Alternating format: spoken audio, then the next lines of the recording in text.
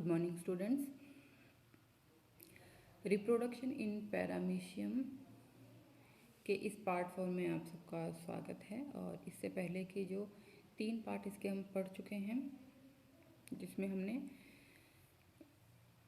इसके असेक्सुअल और sexual reproduction की बात की थी, और साथ ही इसके सिग्निफिकेंस यानी कि कॉन्जुगेशन के सिग्निफिकेंस और कुछ फैक्टर्स के बारे में हमने बातचीत की थी। तो आज हम इसका पार्ट 4 पढ़ेंगे, जिसमें कुछ और विधियां हैं जिसके द्वारा कि पैरामीशियम में रिप्रोडक्शन होता है। तो आज हम पढ़ेंगे, इसमें सबसे पहला है ऑटोगेमी। ऑटोगेमी यानी कि इसे एकज युग्मन भी कहते हैं। तो ऑटोगेमी का यदि हम अर्थ देखें तो ऑटो का अर्थ होता है सेल्फ और गेमी का अर्थ होता है मैरिज, यानी कि अगर इसका हम वर्ड टू वर्ड महत्व अर्थ देखें तो वो होता है स्वतः विवाह करना। परंतु इसका अर्थ हो सकता है कि न्यूक्लियाई का संयोग एक ही जंतु के द्वारा संपन्न होना, यानी कि इसमें किसी दूसरे एनिमल की आवश्यकता नहीं होती है। एक तरह से ये विधि भी कॉन्जुगेशन के समान ही होती है, लेकिन इस क्रिया में केवल एक ही जंतु के जो 2 माइक्रोन्यूक्लियाई है उनमें फ्यूज़न हो जाता है। सबसे पहले इसको एफ डेलर ने 1936 में डिस्क्राइब किया था। उसने as a process of self fertilisation, इसको सेल्फ फर्टिलाइजेशन कहा था। फिर इसे बाद में ऑटोगेमी नाम दिया गया था। Occurring in a single individuals of paramecium Aurelia. Paramecium Aurelia में ये सबसे पहले स्पॉट किया गया था।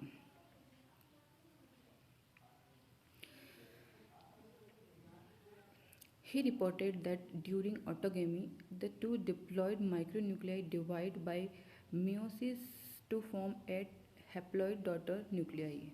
यानी कि इसमें उसने कहा कि जो 2 डिप्लॉयड माइक्रोन्यूक्लियाई होते हैं वो मियोसिस के द्वारा डिवाइड होकर 8 हैप्लॉइड डॉटर न्यूक्लियाई में कन्वर्ट हो जाते हैं, और इस 8 में से जो 7 होते हैं वो डिसजनरेट हो जाते हैं, और जो एक बचा हुआ हैप्लॉइड माइक्रोन्यूक्लियाई होता है वो एमाइटिक डिवीजन के द्वारा 2 गैमेट न्यूक्लियाई में डिवाइड हो जाता है। तो इस प्रकार से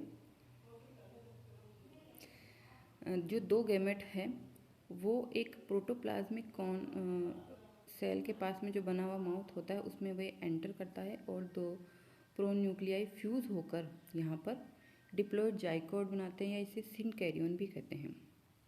इस प्रकार से इस क्रिया में केवल एक ही जंतु के 2 माइक्रोन्यूक्लियाई का फ्यूज़न हो जाता है, और इसे हम ऑटोमिक्सिस की क्रिया या ऑटोगेमी कहते हैं। अब ये जाइगोट के जो न्यूक्लियस है, ये 4 माइक्रोन्यूक्लियाई जो होते हैं ये डिवाइड हो जाते हैं, और इनमें से 2 मैक्रो और 2 माइक्रो में कन्वर्ट हो जाते हैं।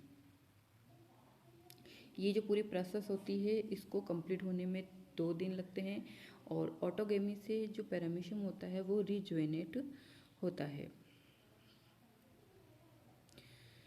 ये घटना एक तरह से कॉन्जुगेशन और एंडोमिक्सिस की मध्यस्थ मानी जाती है, और ये एक प्रकार का न्यूक्लियर रीऑर्गेनाइजेशन है जिसका वर्णन की टेलर ने किया था।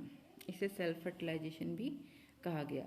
ये जो प्रोसेस है इसको भी हमने पढ़ा, इसको एक चित्र के द्वारा समझाया गया है।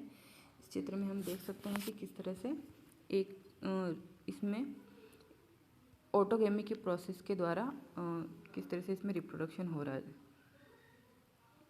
शुरुआत में जो मैक्रो न्यूक्लियस है डिप्लॉयड हो गए, उसके बाद में वो 3 बार मियोसिस के द्वारा 8 माइक्रोन्यूक्लियाई में कन्वर्ट हो गए, उसमें से 7 डीजनरेट हो जाते हैं, एक जो होता है फिर वो वापस माइक्रोन्यूक्लियस जो होता है वो 2 में डिवाइड होता है, और इस तरह से ये जो 2 गैमेट होते हैं ये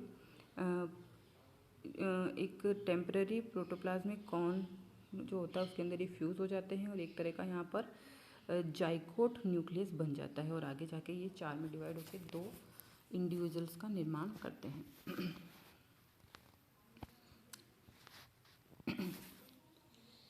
इसके बाद एक प्रोसेस है जिसे साइटोगेमी कहा जाता है। विचरमैन के द्वारा साइटोगेमी की प्रक्रिया सबसे पहले पैरामीशियम कॉर्डेटम में देखी गई थी, और इस प्रक्रिया को अगर हम देखें तो इसमें क्या क्या परिवर्तन होता है।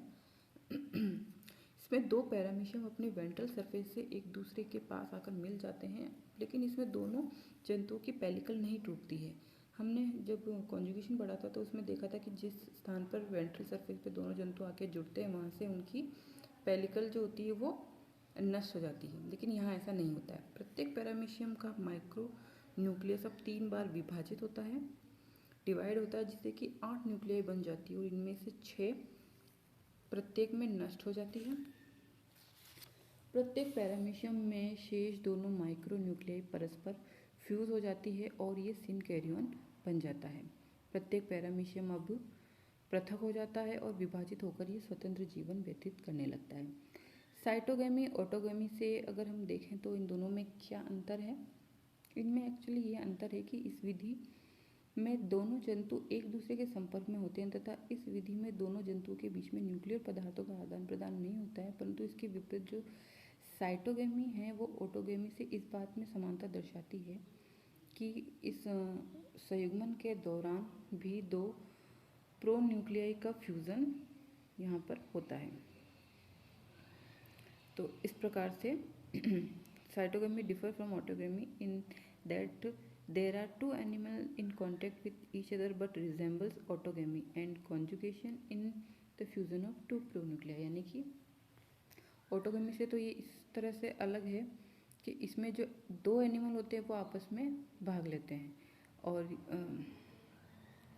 ऑटोगेमी से समानता इस बात में दर्शाती है ये कॉन्जुगेशन जो होता है इसमें दो प्रोन्यूक्लियाई का होता है। तो इस प्रकार से ये कुछ बातों में समानता दर्शाती है और कुछ बातों में ये विभिन्नता दर्शाती है। उसके बाद हम बात करते हैं एंडोमिक्सिस की। एंडोमिक्सिस कॉन्जुगेशन से मिलती जुलती ही एक प्रोसेस है, परंतु ये केवल एक ही जंतु में होती है और एंडोमिक्सिस में केवल न्यूक्लियर रीऑर्गेनाइजेशन होता है।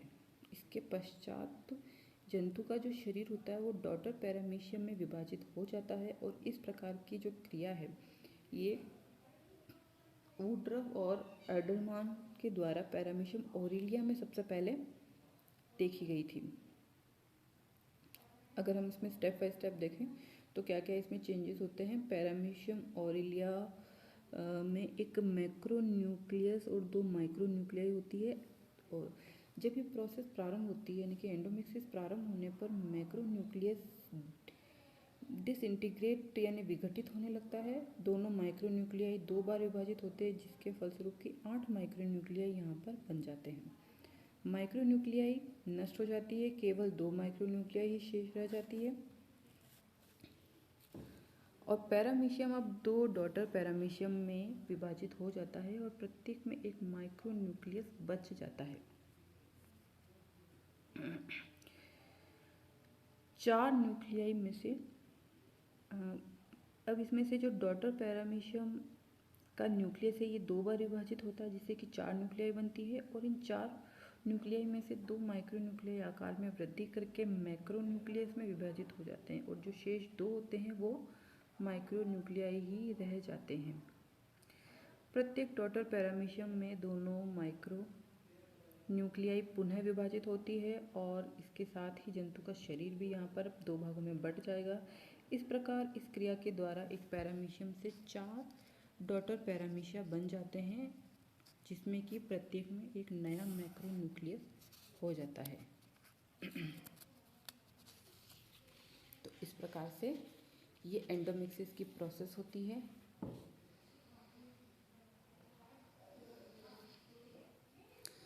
इसकी अगर इम्पोर्टेंस की बात करें तो वो ये है कि इसमें एक जंतु से 4 पुत्री पैरामीशियम बन जाते हैं, इसलिए इस विधि के द्वारा हम देखते हैं कि जो स्पीशीज़ है उसकी वृद्धि होती है। इस प्रोसेस का प्रभाव कॉन्जुगेशन के समान ही होता है। पुराने और जो शक्तिहीन मैक्रो न्यूक्लियस है उसका नए मैक्रो न्यूक्लियस में स्थानांतरण कर दिया जाता है जिससे कि जंतु को फिर से शक्ति प्राप्त हो जाती है और उसका रिजुवेनेशन हो जाता है।